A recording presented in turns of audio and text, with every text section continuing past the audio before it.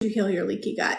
So there's a couple of things that I've done. There's actually very common herbs that will help to soothe and seal the gut lining. Okay.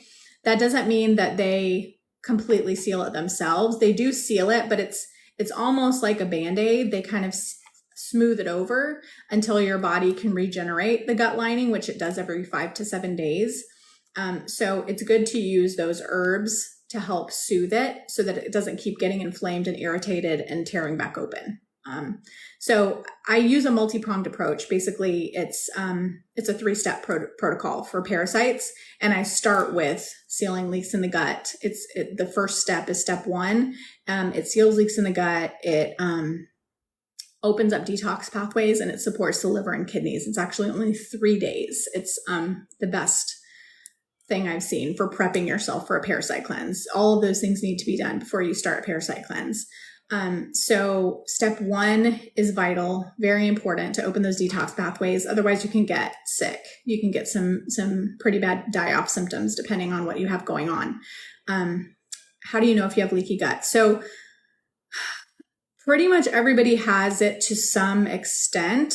But the gut lining does regenerate itself every 5 to 7 days. So it just depends on the atmosphere, like the environment inside of your gut, as to if it just keeps like staying permeable or if it's sealed, right? So the most common symptoms that I look for to know if you have leaky gut is if you have food allergies, or really any allergies, but food allergies are like a slam dunk. Basically, if you have any food allergies or sensitivities at all, and especially if they kind of came on suddenly or you're becoming more allergic to more foods over time, that is a pretty strong indicator that you have a problem with leaky gut. Okay. And it's the herbs and the protocols, it's actually not that difficult to address. You just kind of have to know what to do, right? So there's slippery herbs. Some examples of these are aloe, slippery elm, marshmallow root.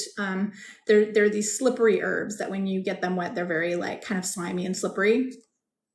So there's different ones that you can take to help with it and to help soothe the gut lining. Like aloe is very soothing for the gut lining. This is why you see aloe and those herbs in some of these products for the gut, because it helps to do that. And that basically soothes it over. So as you start healing the gut and as you start killing parasites and healing the gut and getting rid of the toxic biofilm and that kind of thing, then your gut can regenerate itself and start healing itself, right? So